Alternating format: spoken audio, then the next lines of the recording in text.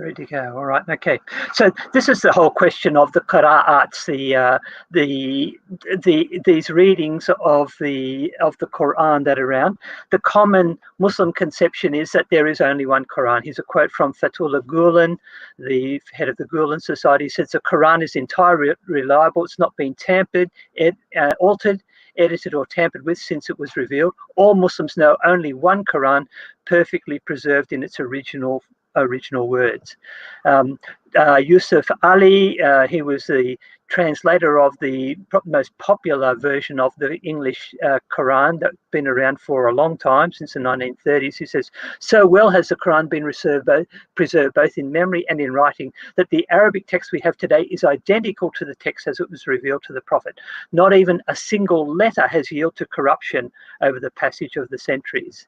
And El-Hajj Ajij Allah, who was a barrister from, I think is probably, printed in Lahore, but he sounds like he's African. He says the Quran is fully preserved and not a jot or tittle has been changed or left out. He said, taking over the words of Jesus in that. But the Quran that we have today was not written by Muhammad. A couple of reasons for that. First of all, Muhammad was illiterate. He couldn't write anyway. And also the Quran could not be completed until he breathed his last breath. And if you know the story of Muhammad, actually when he was on his deathbed, at one time he called for a pen and paper to be brought. And he may have had a revelation that he'd received and he wanted to write down. So right until the very last moment of Muhammad's life, the Quran could not be completed.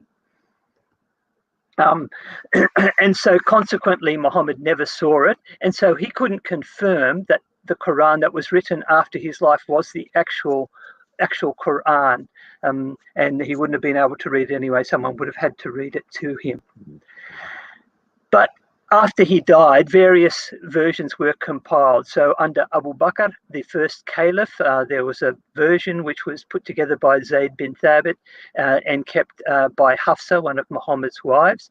Under Uthman, he got a committee of 4 to put it together and destroyed all the other versions. But there were other versions that were around at that time. And you can see the map on the left-hand side. You can see at different times as Islam expanded out, different versions of the Quran were in circulation. So down in the bottom bottom corner, you can see Zayd bin Thabit had his version with 114 chapters. Up in the top here, Abdullah ibn Masud, Muhammad said, if you want to learn the Quran, learn from this man. He was one of 4 men. His version had only 111 chapters. He left out the first one and the last 2, saying these were prayers of Muhammad. These were not the words of Allah. Abu Musa al-Ashari in Basra added 2 extra chapters. They were called al-Hafth and al-Qala. And he said these should also be in the Quran. And then over here, Ubay bin Ka'b, who we'll meet later, combined a couple of chapters together and got 115 chapters. So right from the earliest days, the Quran was a contested book. People had different understandings about what should be in the Quran. As time went by... Let me just jump in here real quickly. If you go back to that, where do you get this material from? This is from the Islamic traditions, am I correct? Exactly, yes. So all of it's from the Hadith or from the early writers. So Tabari, for example, and other writings that have been around since then. So these are well known. These Muslims should know about Ubay ibn Ka'b and Abdullah ibn Masud and Abu Musa al-Ashari. These are household names, really, for most Muslims who are listening. Maybe new for many of the people who are not Muslim, but for any Muslims, these should be well known. And the fact that there were different chapters in every one of them suggests right away that you've got a narrative that is incorrect, that's going around the world today. Yes, and there was never this agreement. In fact, the reason that Uthman put his recension together was because of this dispute. It happened up on the border of Armenia, and they went into a mosque, and the people, or they'd set up a mosque, and some were reading from Abdullah ibn Masud's version, some were reading from Abu Musa's version, and they started yelling at each other because they disagreed. And that was when Hudhayfa went down to the Caliph Uthman and said, "You need to give us just one Quran. We need to sort this out." So that was where the impetus for that single Uthmanic recension came from. There you go. Okay. But it's interesting, it wasn't that simple, because over time more versions were written. And this is the you can see here, it starts off with Muhammad, it moves to the people that he recited to, and he said, when you learn the Quran, learn from these people. So these were his companions. They then passed it on to other people who passed it on to others, and this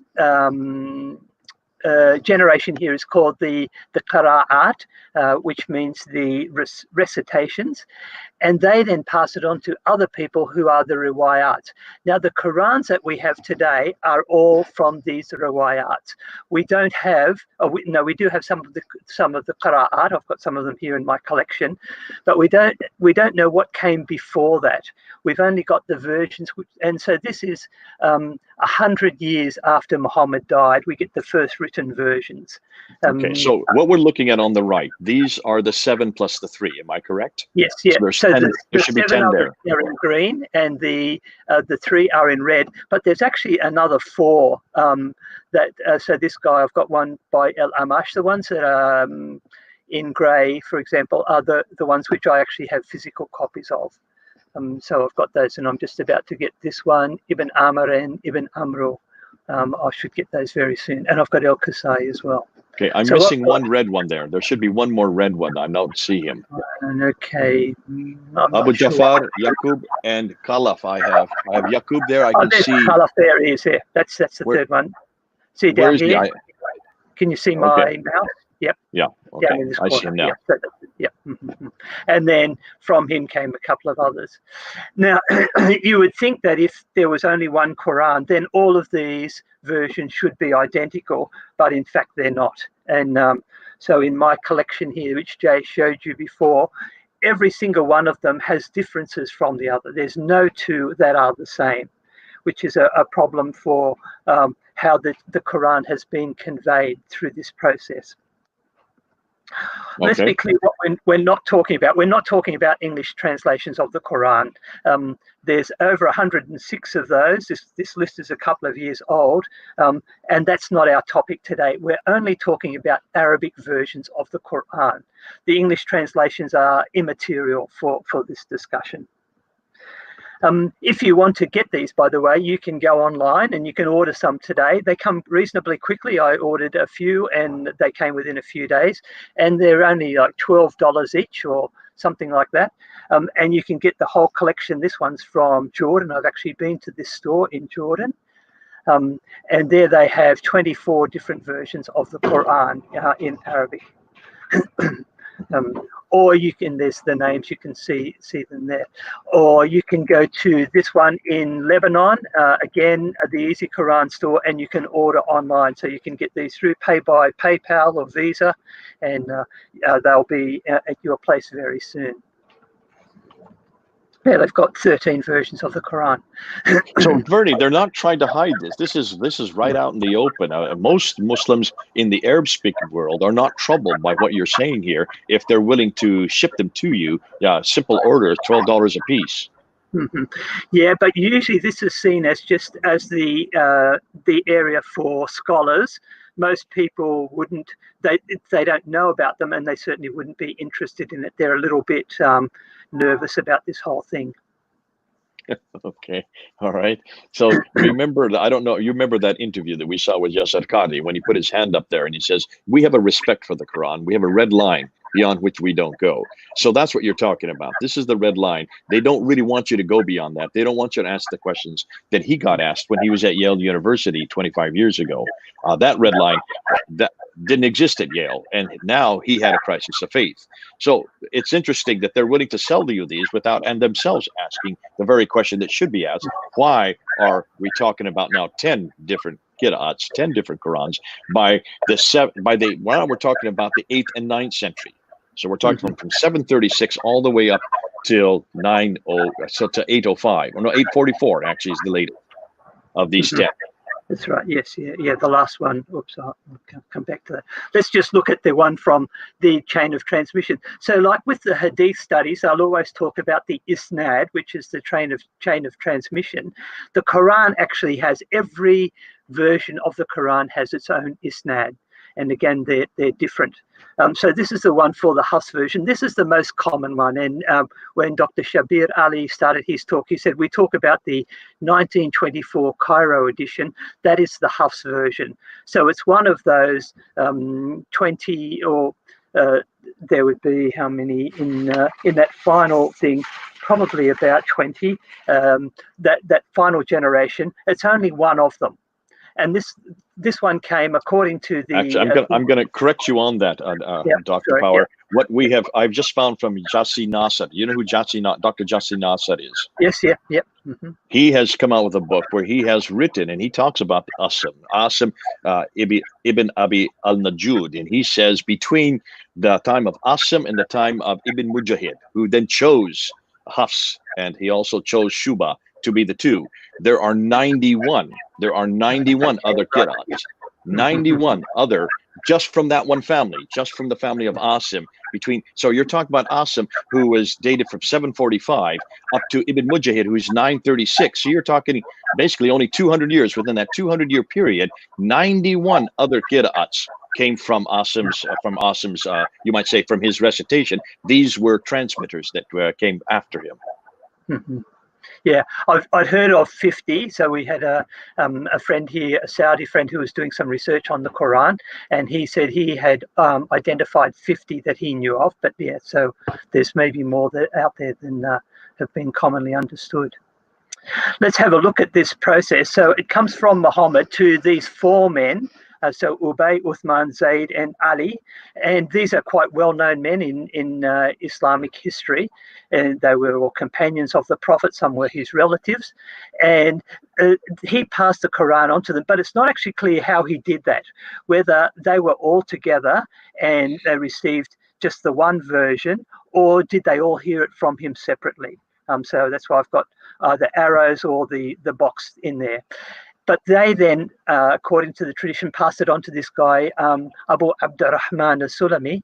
And he, again, we're not sure how he heard it from these four. Did he hear it from them one at a time, or did he meet with the four of them together? How did he receive it? But then he passes it on to Asim, and he passes it on to Hafs. But he wasn't the only one. Shu'bah also received a version of the Quran from Asim, and I have that copy, and there are differences between those two copies. So either Asim spoke to them at two different times and gave them different versions of the Quran, or they both heard him and they wrote down different versions of the Quran, because the two that they have are different. And we'll talk about some of those differences when we compare it with the Warsh version. Here's the Yep, is that good? Here's the transmission line from Muhammad to Warsh, and you can see this one's a lot more complicated. So it goes from Muhammad just to this one man, Ubay bin Ka'b. We saw him in Damascus before. His version had 115 chapters. And then he passed it on to Abu Huraira and Ibn Abbas and Abdullah bin Ayyash.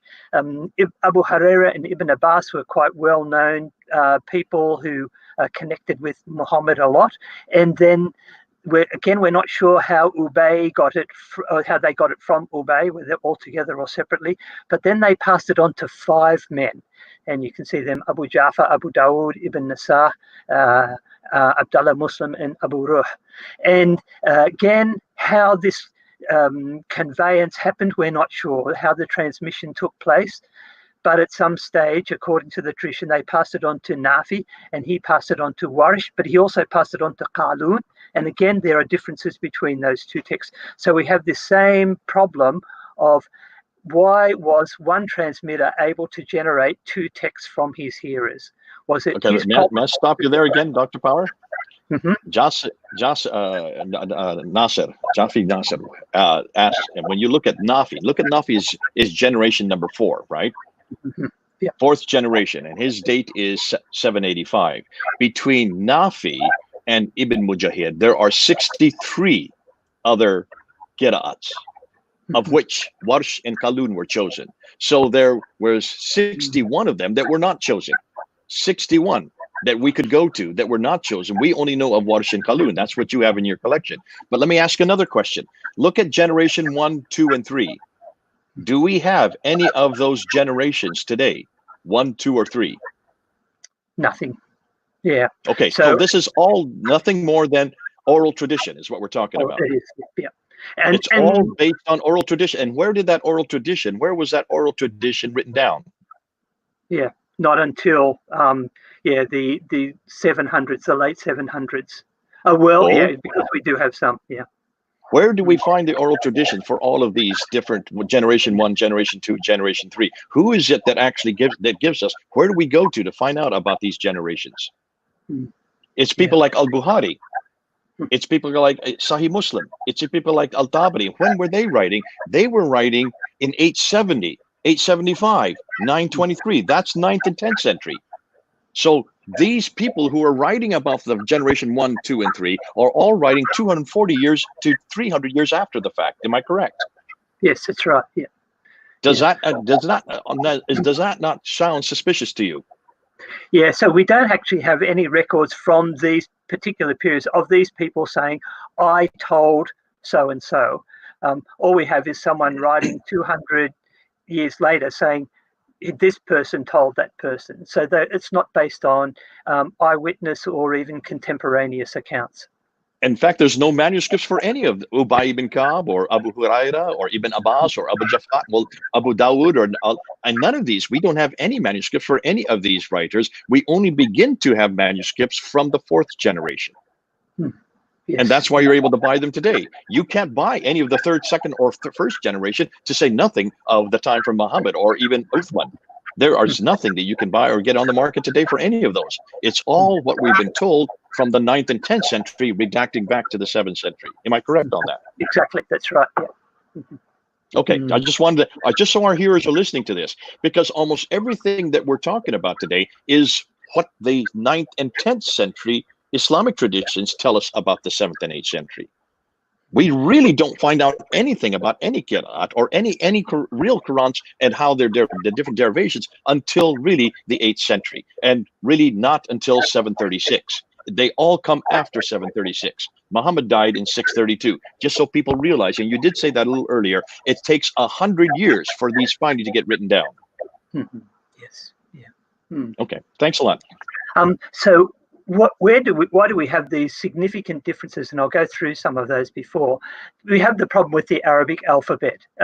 You can see here the dots that are there on 22 out of the 28 letters have got, 22 out of the 28 letters can't be distinguished without the dots, otherwise they're the same. If we look at that top line there, you can see it's got an A, it's got 3 little kind of shapes, and then 3 little hooks. Without the dots, that just looks like there's 3 letters, but there's actually 7 letters there. The same with all of the others.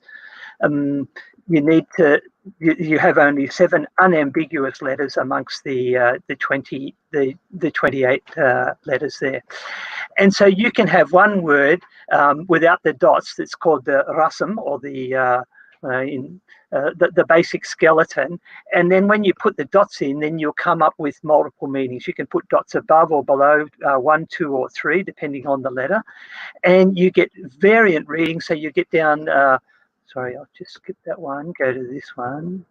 Yeah, okay. Variant readings. So you can see in the bottom of the left-hand column, the word she built is bannat, and the word for she destroyed is tabbat. Without the dots, you can't tell whether she destroyed the city or she built the city. It's completely ambiguous, and you can see a whole lot of others there. He could plant a tree, or he could deflower a tree. So he could prove a thing or a point, or he could repent of a point. The meanings will change depending on where you put the dots. So that becomes a problem, and that's the variations that we see within these texts. The two I'm going to look at today are called the Hafs and the Warsh riwayats. These are the two most popular ones. The Hafs one is very popular throughout the whole of the Middle East and around the world. The version that they'll say this is the Quran, the Arabic Quran, is the Hafs version. The Warsh version is popular in North Africa. So if you go to Morocco or Algeria, Tunisia, they like this version. It was one of those ones on that far right-hand side of those columns that had been passed on, and they came through different routes. And when we look at them, we see over 120. Can I just stop there, Bernie? Yep, sure. Bernie, again, the Hafs and the Warsh are not part of the 10 original ones. Am I correct? That's okay. Right. Yeah. So that yeah.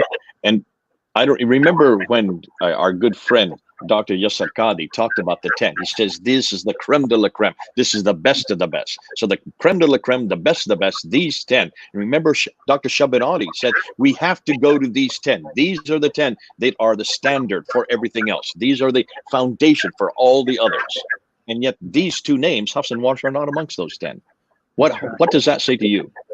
Yeah, so it's a problem in that these are redacted texts from the people that they heard them from, and we know that because the other people who heard the same text have got different versions of them.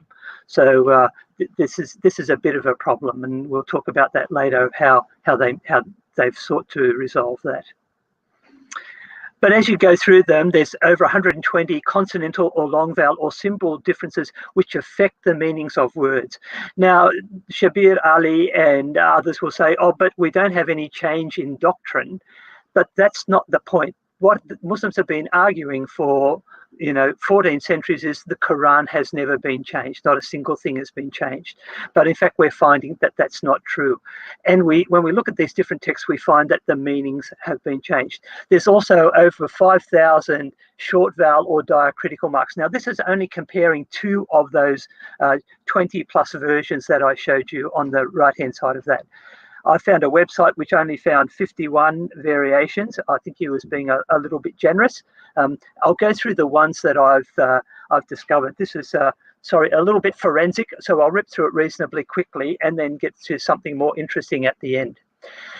There's some of the differences have letters or symbols that are missing from the Hafs version, but you found in the Warsh version. Some have got symbols or letters in the Hafs version that are missing from the included or missing, and some have got the same number of letters, but they are different ones. So at some stage, a scribe has put down something. They've either included a letter or left a letter out or changed a letter. So those are the three options of those differences in the numbers of letters. Mm-hmm. And then you can also see changes in meaning, and you can see sometimes a noun gets changed to a different noun. Nouns get changed from singular to plural. A noun being changed from a noun to a particle or a preposition or a verb. A verb gets changed to a different verb. A verb changes from active to passive. And I'll go through all of these and just give you the examples from the passage. I think I haven't come across anyone who's actually gone right through the Quran and looked at all of these differences. So I'm going to do that with you today. So here we have examples of changes in the meanings of nouns. So you've got the Hafs version there in the left-hand column, the Warsh version on the right-hand, and you can see even if you can't read the Arabic, you can see that there are different symbols. This one here has got a dagger aleph, this one lacks it. So this changes the word from an owner, Malik, to a king, Malik. This one, bird, is tayran, and this one is ta'iran, means flying. This is the one that's particularly important. The word for good tidings is bushra, and the word for proclamation is nushra. So this one, because it's got the dot down below, is the B. This one, because it's got the dot above, is the N. And they're different words. They don't have the same meaning. Every proclamation is good news, is not good news, and all good news is not necessarily proclaimed. Here's another one where you get the verbs changing from singular to plural, and here's the references. These are all taken from the Hafs version, and you can see there's the English versions there. Notice it's not consistent. Sometimes the plural is on this side, and other times the plural is on the other side. So it's not as though one of them saying all these words are plural and the other one saying they're all singular, but there's a mixture. I'll highlight the one at the top there. This one, this is about if you cannot fast, it says you can pay a ransom, and the word there is fidya, to and then fill in the gap, a poor person, miskinin, or poor people, masakin. Now, this has got important legal implications. For example, if in the month of Ramadan you can't fast for some reason, you can actually pay for someone else to eat. So it could be one person or it could be multiple person. But if you're wanting to make sure that you get the benefit from your gift, you should know who you should give it to or how many people you should give it to. The versions of the Quran aren't clear on that, and it needs the hadith for Muhammad to come out with a would this be could this be a doctrinal difference? Could this be a difference in practice? Right there would be something that Shabir Ali needs to look at, because depending on which one you go with, the Hafs of the Wars, it would change the doctrine. It would also change the practice. And also, like the four schools, you've got the Hanafi, Hanbali, Shafi, and Maliki. They are aware of these differences, and sometimes they will give different rulings based on the different readings. So it really has legal implications. Brilliant. Okay, thank you. Here's another one, changing from a noun to a preposition or a verb. And you can see two examples here. He made is ja'ala, and the maker is ja'ilu. So it goes from a noun from a verb to a noun. But this one at the bottom here is about the slaves, ibadun, or the word aindun. Again, you've got the difference here. This one that's got the dot below, which makes it a B. This one's got the dot above, which makes it a noon, an end. And it says these angels are either they're the slaves of Allah, they're either ibadu Allah, or they're ibadu Rahman or Aind Rahman. So it's talking about the position of the angels and whether they talking in the context of them being made or seen as female. Dr. Shabir Ali came back on that one. If you could go back to that one, 43:19, and he responded. He says, "Listen, this is not a change in meaning. Slaves are with Allah, and wouldn't you want to be angels? The angels are with Allah, and they are both slaves and with Allah simultaneously. So where's the problem here?" Yeah. So the problem is that the text has been changed. So at some stage, someone has got in there and put the dot in the wrong place, or moved it and put it somewhere else. So the fact is that somebody could actually change God's words, what you're saying. And we have reference after reference in the Quran, chapter 10, verse 15, chapter 15, verse 9, chapter 18, verse 27, which says that God, Allah, preserves his word. He guards his word from any corruption. So here you're seeing an example of corruption. Almost every one of these is examples of corruption. The fact that there are so many thousands, we're up to now 93,236 of these corruptions, shows that it's not very good guarding, is it? No, not at all. Yeah. It's very much, and as I said right from the very beginning, it was a contested text, and it still remains so. Changing to different verbs, and you can see here the first one there, number two, did they lie or did they disbelieve? Again, difference in meaning between those two. Did they actually actively misrepresent something, or did they disbelieve it in their hearts and not necessarily take any action? So difference in meaning. The last one, number 5, he fought is qatala, means he fought against somebody, and qutila, he was killed. So it says many a prophet fought or many a prophet was killed. So the meaning is quite different there. Changing a verb from active to passive, highlighting number 3, that is yudhilla, yudhallu, someone being led astray, or yudhillu, yadhillu is he leads astray. So we're talking about someone who is a perpetrator of injustice in leading others astray, or someone who is a victim of injustice being led astray. So the significant the change. One does the action, one receives the action. So that would have a completely different meaning, as you're saying. Mm-hmm. So what happens is they then change all the nouns around so it fits in. The noun that was the subject then becomes the object of this. So it has implications. Here's another one. The very top line there, you can see this one here is we will forgive is naghfir, and the Warsh version says it will be forgiven, yughfar. But in the Hisham version, they actually come up with a third option, which is tughfar. So you've got three different versions of this same word, because without the dots, it could be any one of those three. So they're all equally plausible suggestions that could go into the text. So it's not as though it's unambiguous in any way. Okay.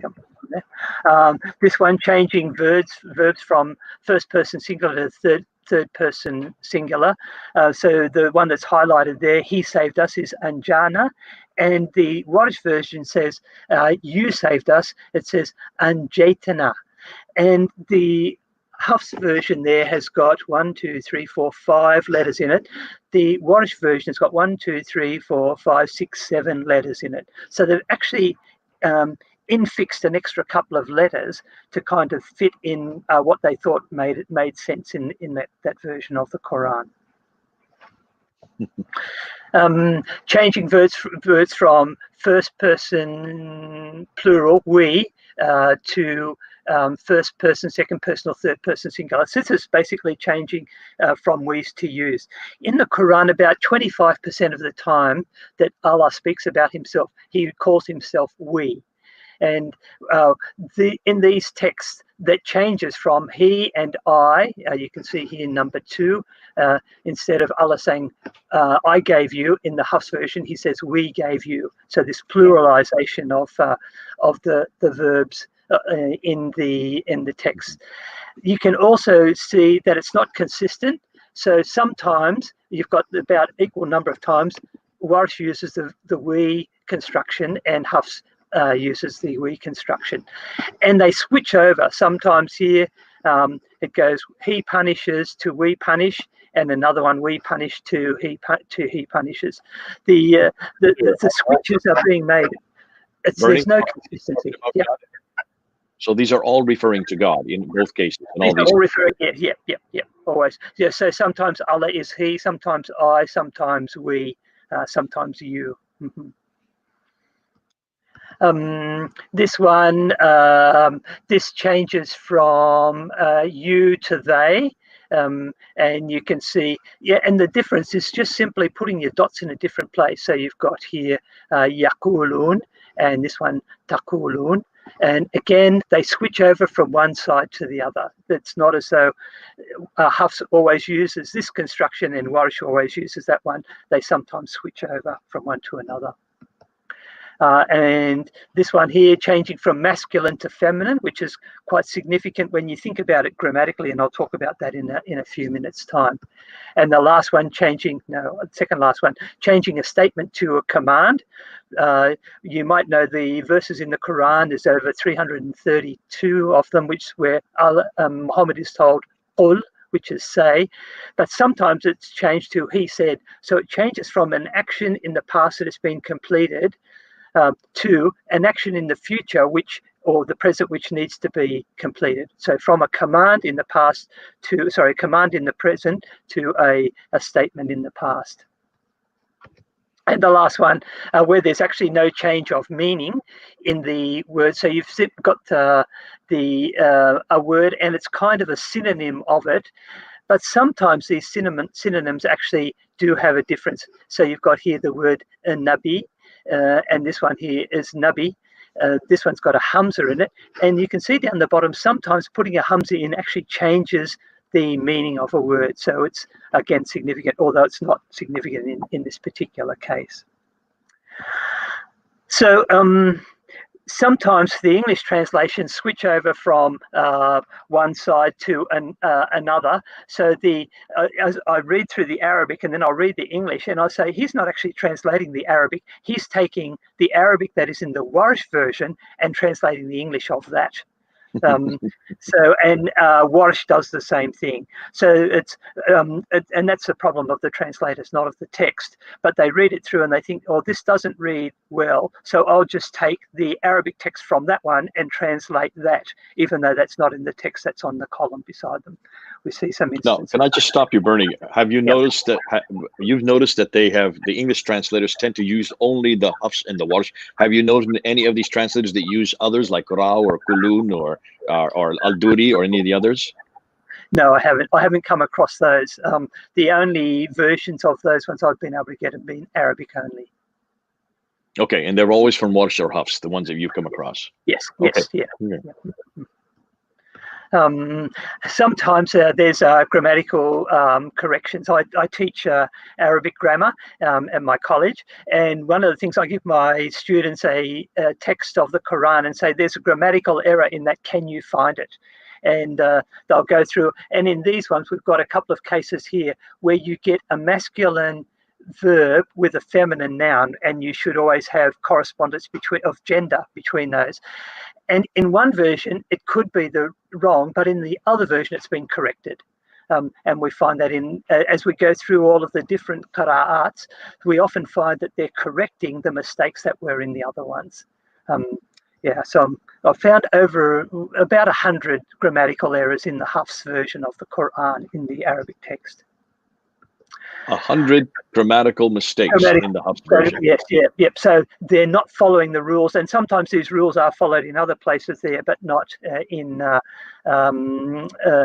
particular instance. So again, there was a lot of flexibility in the way that they presented the Arabic. It's not the kind of perfectly consistent Arabic that we would expect to find there.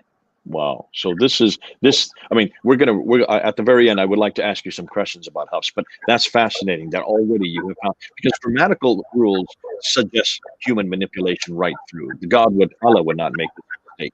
But let's get back to that. We'll come back about what you're doing here. So those ones that I've just showed you are the 128 consonantal or long vowel differences which will affect the meaning. But as you go through compare the two Qurans, initially I started off, I thought I'll mark every difference that there. After 2 pages I gave up. And you can see these are some of the differences. You get hamzas. This is that little hook kind of shape here.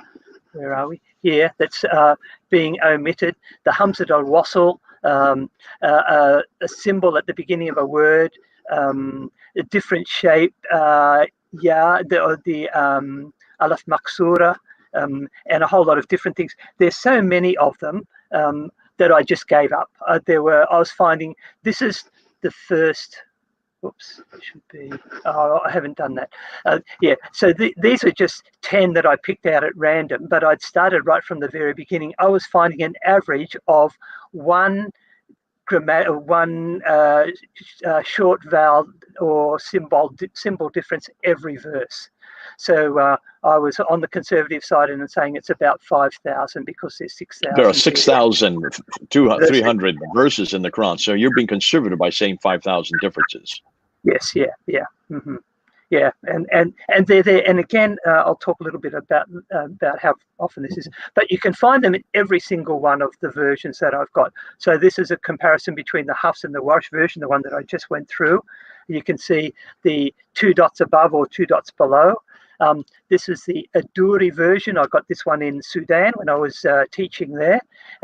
You can see the word kabirun that's circled, and this one's kathirun. Kabir means big, kathir means a lot. The Ruh version, the word is yuqbalu, to be accepted, and it's actually grammatically incorrect, but the Ruh version corrects it and puts in the proper one. So it's a feminine verb, which it should be because it's referring to a feminine noun for intercessor. The Asusi version, changing from he will expiate to we will expiate. Again, the dots are in a different place, 2 dots below as opposed to 1 dot above. The Al-Bazzi version, many a prophet fought alongside and is qatala, and this many a prophet was killed, qutila. But Muslims have actually been talking about this for a very long time. In the 10th century, a guy called An-Nadim wrote the Fihris, which means an index, and he listed 7 books that had been written prior to that about the discrepancies of the Quranic manuscripts. We don't have any of these books, but he was writing about them. And these were well-known scholars, so people like El-Kisai and Khalaf and El-Farah, Abu Dawud el-Sijistani. These were the top scholars of their days writing about this and recognizing that there were discrepancies in the manuscripts of the Quran. Muslims have made lots of attempts to ensure only one Quran. There's been only one Quran. So we saw in 650, thereabouts, Uthman ordered all the variants to be burned. And in 1924, when the Egyptian government decided that the Hafs version was the version, so hence the 1924 Cairo version, they actually dropped all the variants in the Nile. So they want to get rid of these. They don't want people to know about them. So just for a little bit of fun to finish off, the challenge. The Hafs version has reigned supreme for over 100 years. People are now looking for something new. What else is there? There's a lot of possible ingredients you could go through. There's many manuscripts. There's many different versions. I've talked about the 23, 25 that I've got there. How are you going to decide which one is the correct one? What's the best way to go forward? Well, we're going to have the Quran Chef Challenge. So we have here on the left Dr. Yasir Qadhi, in the middle Dr. Shabir Ali, and on the right we have Adnan Rashid. And they've been asked to come up with the best recipe of the Quran. What is the one that they're going to go for? Given those are the ingredients, you've got the manuscripts, you've got the qira'at, the riwayat, what are you going to do? Well, Dr. Shabir Ali says, I'm sticking with Hafs, and he gets eliminated in the first round. He's out because he's not doing anything different. We need something a little bit more creative than that. Dr. Yasir Qadhi says, well, I'm going for a mixture. He says, we've got many different ones, and what I'm going to do is I'm going to chop them up and I'm going to put them together into one, and I'm going to make a fruit salad. So all of the different bits in there it won't look like any of the ones that we've got there today, but it will be new and it will be different, and it will at least be true to the original. Adnan Rashid says, well, I'm a fundamentalist. I'm going back to the basics. He's going to not try and do anything fancy. He just says, let's go for the Quran with no dots and no vowels. So the recipe he comes up with is just fruit skins. He says, we're not going to have any flesh or any pulp. We'll just go for the bare bones, and that will be the one which I would put forward. So this is the kind of conflict that the Muslims have found themselves in at the moment. They're not quite sure what to do. We've got the materials. How are we going to put it together in a way that makes sense? And they're coming up with quite different responses and different outcomes.